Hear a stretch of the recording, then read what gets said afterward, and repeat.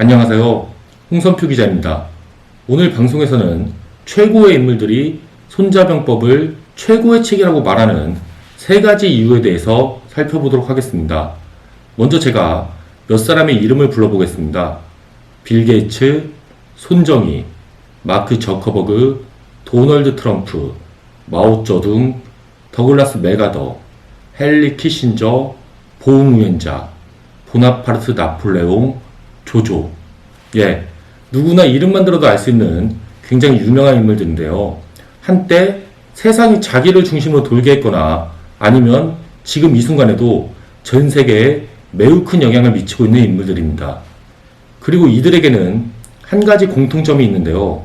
바로 오늘 말씀드린 손자병법을 읽고 거기서 배운 내용을 바탕으로 생각하고 계획하고 실천함으로써 자신이 원하는 것을 얻어낸 인물들이라는 것입니다. 방금 말씀드린 인물들 중에서 다소 낯선 이름이 있을 것 같아 설명드리자면 보응우연잡은 20세기 최고의 명장으로 불리기도 하는 베트남의 독립영웅입니다. 1950년대는 당시 베트남을 식민지로 삼고 있던 프랑스군과 전쟁을 벌여서 독립을 이끌어냈고요. 1960년대에는 미국과 벌인 월남전에서 베트남의 승리를 만들어냈습니다. 한때 세상을 주름잡았거나 지금도 매우 큰 영향을 미치고 있는 정치인, 기업인, 그리고 군인들이 모두 한결같이 손자병법을 읽었다는 건 우리한테 큰 의미를 주는데요. 이들은 손자병법이야말로 최고의 책이라고 말하는 걸 주저하지 않습니다.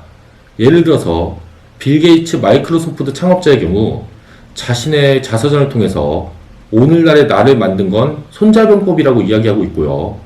도널드 트럼프 미국 대통령 역시 자신의 책 챔피언처럼 생각하라를 통해서 손자병법은 시간을 들여서 꼭 읽어볼 필요가 있는 가치 있고 소중한 책이라고 이야기하고 있습니다. 그리고 단순히 손자병법을 읽는 것을 넘어서 손자병법을 재해석해서 자신만의 병법, 그러니까 자신만의 경영 철학을 만들어낸 인물도 있는데요. 대표적인 인물이 바로 손정희입니다. 손정희 같은 경우에는 손자병법의 기본 원리에다가 자기가 갖고 있는 철학, 관점, 전략을 더해서 손정희 제국법칙이라는 법칙을 만들어냈습니다. 여기서 제국법칙이라는 것은 손자병법에 나오는 전략과 손정희 자신만의 전략을 곱해서 더 큰 위력 있는 전략을 만들어낸다.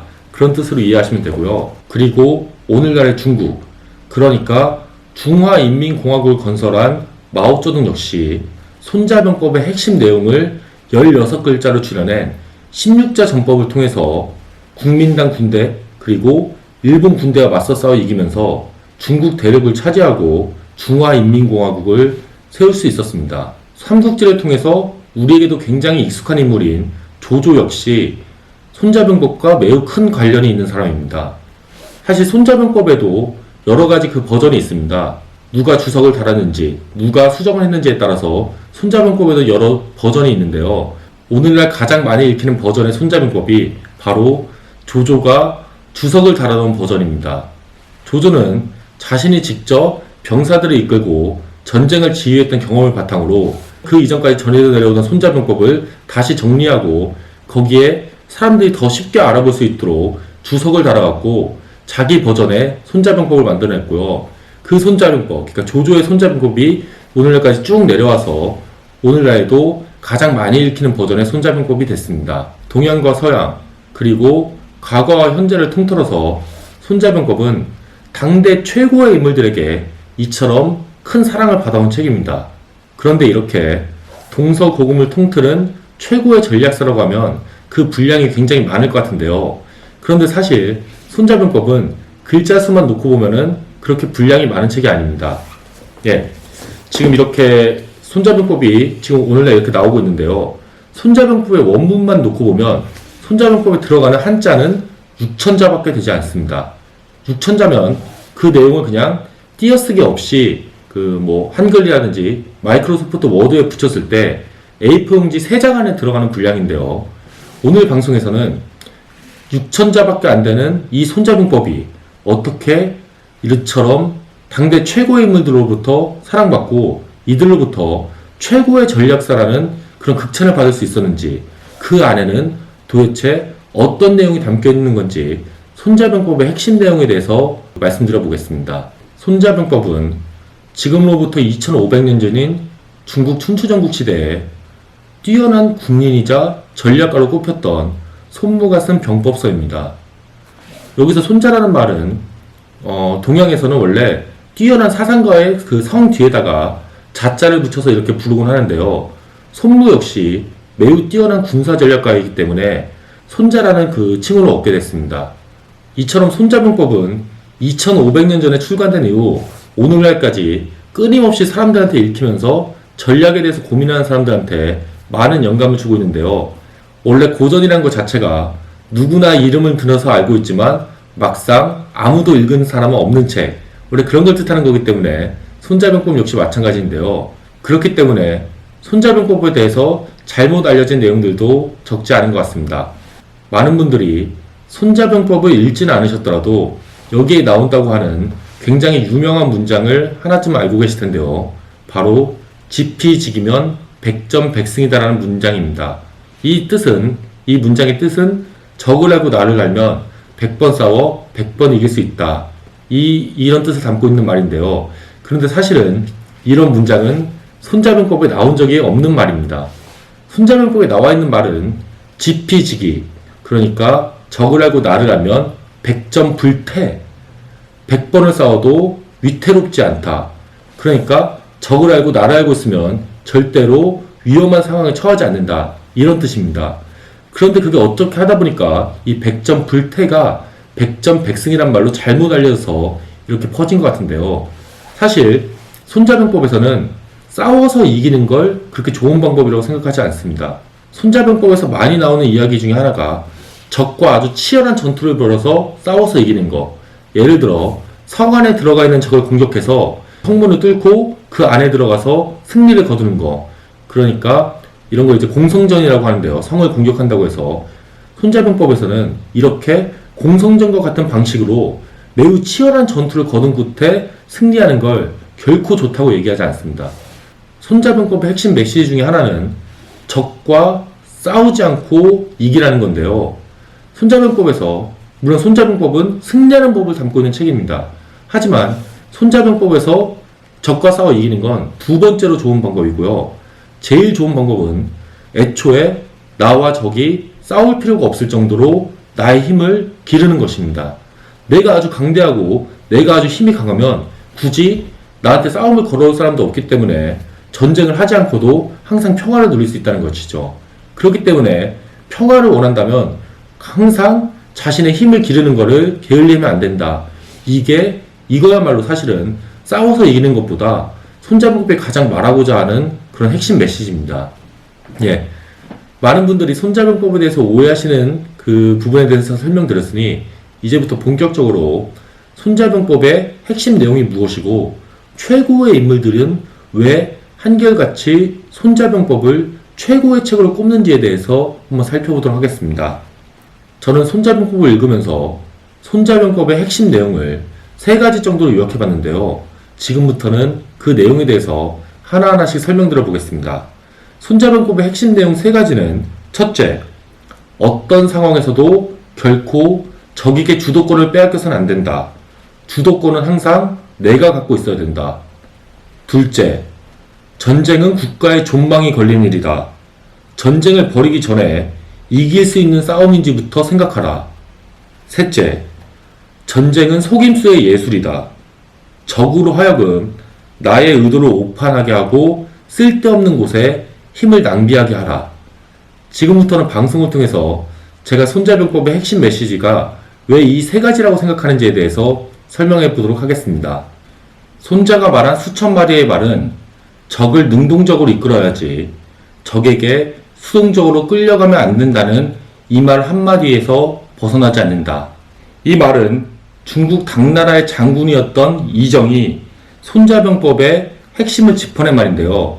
저 역시 손자병법의 핵심 내용은 어떤 상황에서도 적에게 주도권을 빼앗겨서는 안 된다. 이 한 문장으로 요약할 수 있다고 생각합니다. 조금 거칠게 표현하면 적에게 절대로 목줄을 잡혀서는 안 된다. 이 말 한마디로 요약할 수 있다고 생각하는데요. 손자병법은 모두 13편, 그러니까 모두 13개 챕터로 구성된 책입니다. 그리고 각각의 챕터는 챕터마다 다양한 주제에 대해서 다루고 있습니다. 전쟁터에서 병사들을 지휘하는 장군과 안에서 나라를 다스리는 국왕은 서로 어떻게 역할을 나누어야 하고 서로 어떤 관계를 맺어야 하는지, 첩자의 종류에는 몇 가지가 있고 각 종류별로 첩자를 어떻게 활용해야 되는지, 이처럼 손자병법에서는 전쟁과 관련된 매우 다양한 주제에 대해서 다루고 있습니다. 그리고 이 모든 내용은 전쟁의 주도권, 그러니까 어떻게 하면 상황을 내가 주도할 수 있는지에 초점이 맞춰져 있습니다. 손자병법의 첫 번째 챕터의 제목이 바로 계입니다. 여기서 계는 우리가 계획하다라는 말을 사용할 때 쓰는 그 한자인데요. 적과 싸우기 전에 우리가 싸워서 이길 수 있는지를 먼저 생각하고 어떻게 하면 싸워서 이길 수 있는지를 계획한 뒤에 전쟁을 벌이라는 뜻을 갖고 있습니다.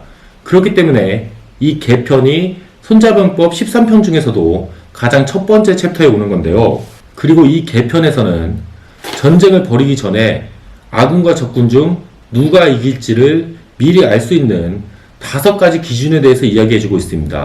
그리고 이 5가지 기준은 도, 도덕, 천, 천시, 지, 지리, 장, 장수, 법, 법도, 이렇게 5가지로 이루어져 있는데요. 전쟁을 하기 전에 이 5가지 기준을 놓고 하나하나씩 따져보면서 아군과 적군 중에 누가 지금 더 승리에 가까이 있는지를, 누가 더 유리한지를 먼저 따져보라는 말이었습니다. 손자병법의 첫 문장은 이렇게 시작이 되는데요. 전쟁이란 나라의 중대한 일이다. 죽음과 삶의 문제이며 존립과 패망의 길이니 살피지 않을 수 없다. 바로 이 문장이 손자병법의 첫 번째 문장입니다. 전쟁을 통해서 국가의 운명이 결정되고 국가가 망하느냐 아니면 계속 번영해서 살아남느냐가 전쟁을 통해서 결정되는 일이라는 거죠. 그리고 전쟁이 이렇게 중요한 일이기 때문에 마음 내키는 대로, 마음이 가는 대로, 그냥 감정에 따라서 쉽게 전쟁을 일으켜서는 절대 안 된다는 게 손자의 말이고요. 전쟁을 벌이기 전에 아군이 적과 싸워서 이길 승산이 얼마나 되는지, 아군이 과연 적을 이길 수 있는지를 먼저 꼼꼼하게 따져보라는 게 손자가 강조하고 있는 내용입니다. 철저하게 따져봤는데도 불구하고 아군에게 승산이 없다고 판단되면 절대로 군대를 일으켜서는 안 된다는 게 손자가 하는 말입니다. 제가 조금 전에 손자병법의 핵심 메시지가 결코 주도권을 잃어서는 안 된다는 거라고 말씀드렸는데요. 애초에 이길 수 없는 전쟁, 그러니까 아군이 굉장히 불리한 처지에 빠질 수밖에 없는 그런 전쟁을 벌였다가는 전쟁을 벌이는 내내 적에게 주도권을 빼앗길 수밖에 없습니다. 그리고 우리가 한 번도 주도권을 제대로 잡지 못한 채 전쟁을 벌였다가는 이 과정에서 수많은 병사들과 국민들이 죽어나가고 전쟁을 벌이기 때문에 국가는 황폐해지고 국가의 힘이 약해지면서 결국 그 나라는 망할 수밖에 없다는 거죠. 주도권을 항상 갖고 있는 게 그만큼 중요한 일이기 때문에 우선 전쟁을 벌이기 전에 먼저 내가 이 싸움에서 주도권을 가질 수 있는지 그것부터 많은 기준을 통해서 철저하게 따져보고 또 따져보라는 게 손자병법의 말입니다. 어떤 상황에서도 절대로 적에게 주도권을 빼앗겨서는 안 된다는 말은 첫 번째 챕터인 계편뿐만이 아니라 손자병법의 13개 챕터를 통틀어서 모두 쭉 강조되는 말인데요. 이 말은 손자병법의 6번째 챕터인 허실편에서도 마찬가지입니다. 허실편은 전체 손자병법 안에서도 가장 중요한 내용을 담고 있다고 평가되는 챕터인데요. 중국 당태종 이세민이 허실편을 두고 이렇게 말했습니다. 손자병법 13편의 내용은 허실편에서 다루고 있는 내용을 벗어나지 못한다. 그러니까 허실편을 제외한 나머지 12편의 내용은 그저 허실편의 내용을 보조해주는 내용을 담고 있을 뿐 가장 중요한 정수, 가장 중요한 핵심은 이 허실편에 담겨 있다는 말입니다. 이 허실편이 손자병법 13편 중에서도 가장 핵심적인 챕터로 꼽히는 데는 이유가 있습니다. 손자는 허실편에서 이렇게 이야기하고 있는데요. 무릇 먼저 전쟁터에 나가 터를 잡고 적을 기다리는 자는 여유가 있고 적보다 늦게 전쟁터에 터를 잡고 전투에 달려나가는 자는 피로하다. 그러므로 전쟁을 잘하는 자는 적을 끌어들이지 적에게 끌려가지 않는다. 이렇게 말하고 있습니다. 한마디로 아까 제가 처음에 말씀드렸던 것처럼 항상 전쟁의 주도권을 내가 갖고 있어야 하고 내가 적에게 다가가는 게 아니고 적이 나에게 다가오도록 만들어야 된다는 건데요. 내가 원하는 시간에 내가 원하는 장소에서 내가 원하는 방식으로 내가 원하는 상태의 적과 맞서서 싸우도록 해야지 적에게 맞춰주면 안 된다는 말입니다. 그리고 손자병법이 오늘날에도 최고의 전략서로 불리는 건 단순하게 언제나 주도권을 놓치지 말아라 이 말만 하고 있는 게 아니라 항상 상황을 나에게 유리하게 이끌기 위해서는 그러니까 주도권을 갖기 위해서는 어떻게 해야 되는지 그 방법에 대해서도 이야기하고 있기 때문입니다. 조금 전에 손자병법에서 적이 나에게 뛰어들어오게 해야지 내가 절대로 적에게 뛰어들어가면 안 된다는 말을 강조했다고 제가 말씀드렸는데요. 그렇다면 여기서 중요한 거는 어떻게 적으로 하여금 내가 파놓은 함정 속으로 뛰어들게 만드냐는 것입니다. 적군과 적군을 이끄는 장군 역시 나만큼 뛰어나고 똑똑한 사람들입니다. 그렇기 때문에 그냥 내가 함정만 파놓고 기다린다고 하면은 적군이 저절로 그 안으로 빠져들어올 리는 없습니다. 당연히 그렇죠. 그렇기 때문에 손자병법에서는 적군을 어떻게 하면은 끌어들일 수 있는지, 적군을 어떻게 하면은 이쪽으로 유도할 수 있는지 그 방법에 대해서도 이야기해주고 있는데요. 손자병법에서는 적으로 하여금 스스로 오게 하는 것은 그렇게 하는 게 적에게 이로운 것처럼 보이기 때문이고, 적으로 하여금 스스로 오지 못하게 하는 것은 그렇게 하는 게 적에게 해로운 것처럼 보이기 때문이다라고 말하고 있습니다. 적으로 하여금 내가 파놓은 함정 속으로 들어오는 게 유리한 것처럼 보이게 해야만 적이 그 함정 속으로 스스로 빠져들 수 있는 거죠. 적군 역시 바보는 아닌데 아군이 철저한 공격태세를 갖춘 채 기다리고 있다는 거 알면은 절대로 이쪽으로 올 리가 없습니다. 적군을 끌어들이기 위해선 적에게 지금 저곳을 공격하면 우리가 이길 수 있다라는 잘못된 확신을 심어줘야만 합니다. 적을 속여야만 한다는 말인데요. 손자병법에서는 전쟁을 궤도, 그러니까 속임수의 도, 속임수의 예술이라고 말합니다. 적을 속여야만 주도권을 잡을 수 있고 주도권을 잡아야만 전쟁에서 이길 수 있습니다. 그리고 전쟁에서 이겨야만 나라와 국민을 보호할 수 있는 겁니다. 허실 전략이 손자병법의 가장 핵심적인 내용으로 꼽히는 건 이 전략이 어떻게 하면 이렇게 적을 속여 넘길 수 있을지에 대해서 다루고 있는 전략이기 때문입니다. 나의 약점은 강점으로 포장해서 적이 나의 약한 곳을 공격하는 것을 막고요. 반대로 나의 강점은 약점으로 보이게 해서 내가 준비하고 기다리고 있는 곳으로 적을 끌어들이라는 겁니다. 그리고 이렇게 약점은 강점으로 보이게 하고 강점은 약점으로 보이게 하는 이유는 적으로 하여금 내가 지금 어떤 생각을 갖고 있는지, 내가 지금 무슨 계획을 세우고 있는지, 내가 지금 어떤 의도를 갖고 행동하고 있는지를 절대로 알지 못하게 만들기 위해서인데요. 이렇게 적으로 하여금 나의 의도를 오판하게 만들면 적은 내가 공격하지 않을 곳을 지키느라고 병력과 힘을 낭비하게 되고요. 반대로 내가 지금 공격해 들어가려고 준비하고 있는 곳에는 병력을 제대로 배치해 놓지 않고 그렇게 되면은 나는 적군의 허술한 지역을 향해서 공격을 하면서 손쉽게 승리를 거둘 수 있게 되는 겁니다. 이것이야말로 바로 허실 전략의 핵심인데요. 공격을 잘하는 자는 적이 어디를 수비해야 하는지를 알지 못하도록 하고 아군이 진격해도 적이 방어할 수 없는 것은 아군이 그 허점을 찌르기 때문이다. 이게 바로 손자가 허실편에서 남긴 말입니다. 많은 군사 전략가들이 손자병법에 나오는 이 허실 전략이 가장 잘 적용된 전쟁으로 드는 게 바로 6.25 전쟁입니다. 그리고 그 6.25 전쟁 중에서도 인천 상륙작전이야말로 허실 전략의 결정판이라고 불리는 전쟁인데요. 인천 상륙작전은 1950년 9월 15일에 있었던 작전인데요. 이 작전이 성공함으로써 그때 낙동강까지 밀렸던 국군과 유엔군은 다시 치고 올라가서 북한군을 압록강까지 밀어낼 수가 있었습니다. 인천 상륙작전 전까지만 하더라도 방어하는데 급급했던 국군과 유엔군이 이제 반격의 계기를 마련할 수 있었는데요. 그런데 사실 인천 상륙작전을 준비할 때만 해도 인천에 대규모 군대를 상륙시키는 이 작전에 대해서는 굉장히 반대가 많았습니다. 인천에 상륙하겠다는 더글라스 맥아더 유엔군 사령관의 계획에 미국의 합동참모본부와 해군 그리고 해병대가 굉장히 크게 반대를 했습니다. 우선 인천 앞바다는 조수 간만의 차, 그러니까 밀물대와 썰물대의 수심의 차이가 굉장히 큰 지역이었습니다. 밀물대와 썰물대의 수심의 차이가 10m에 달했고요. 그리고 썰물대, 그러니까 물이 이렇게 쫙 빠져나가면은 그 앞에 5.5km 길이의 갯벌이 생기기 때문에 대규모 상륙정이 가갖고 작전을 펼치기에는 굉장히 불리한 지형이었습니다.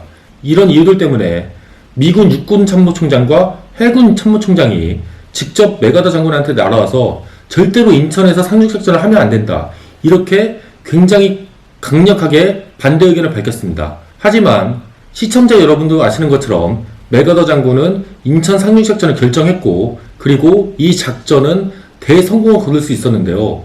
이렇게 인천 상륙작전이 큰 승리를 거둘 수 있었던 데는 맥아더 장군과 유엔군 사령부의 허실 전략이 큰 영향을 미쳤습니다. 맥아더가 이렇듯 매우 강력한 반대에도 불구하고 인천 상륙작전을 포기하지 않았던 데는 이유가 있습니다. 북한군 역시 인천이 대규모 상륙작전을 펼치기에는 부적절한 지형이라는 것을 모르지 않았습니다. 그렇기 때문에 인천은 다른 상륙 후보지들에 비해서 상대적으로 북한군의 방비가 허술했고요. 이처럼 적의 방비가 허술한 곳이기 때문에 인천 상륙작전을 성공시킬 수만 있다면 단번에 전세를 아군에게 유리하게 바꿀 수 있다는 게 맥아더의 생각이었습니다. 방심하고 있는 북한군의 허점을 찔러서 단번에 전세를 역전시킨다는 게 맥아더의 계획이었습니다. 맥아더와 유엔군 사령부는 1950년 9월 15일을 D-Day로 정하고 작전 준비에 들어갔습니다. 그리고 작전을 준비하면서부터 북한군을 속여 넘기기 위해서 매우 다양한 시도를 합니다. 북한군으로 하여금 절대 유엔군은 인천으로 상륙하지 않을 것이라고 믿게 만들기 위해서 매우 다양한 다른 작전들을 펼쳤는데요. 9월 12일에는 미 육군 부대와 영국군 해병 부대를 전남 군산 해안에 보내서 상륙작전을 준비하고 있는 것처럼 보이도록 했고요. 그리고 군산 지역에 폭격기를 보내서 군산에 있는 북한군을 엄청나게 폭격하도록 했습니다. 북한군으로 하여금 유엔군이 군산으로 상륙작전을 준비하고 있다, 이렇게 믿게 하기 위해서였고요. 그리고 9월 13일에는 해군 함정들을 강원도 삼척과 원산, 그리고 서해안에 있는 진남포로 보내서 그 지역들을 집중적으로 포격하도록 합니다. 이 같은 행동들은 이들 지역 중 한 곳을 목표로 유엔군이 상륙작전을 준비하고 있는 것처럼 북한군을 속여 넘기기 위한 작전이었습니다. 그리고 이렇게 북한군을 속여서 그들이 군산이나 원산과 같은 지역에 병력을 집중하게 만든 다음에 기습적으로 인천 앞바다까지 밀고 들어갔는데요. 적의 허점을 완벽하게 찌른 인천 상륙작전은 대성공을 거뒀고, 낙동강 전선까지 밀렸던 국군과 유엔군은 평양을 비롯한 북한 주요 도시들을 점령하고 압록강까지 치고 나갈 수 있었습니다.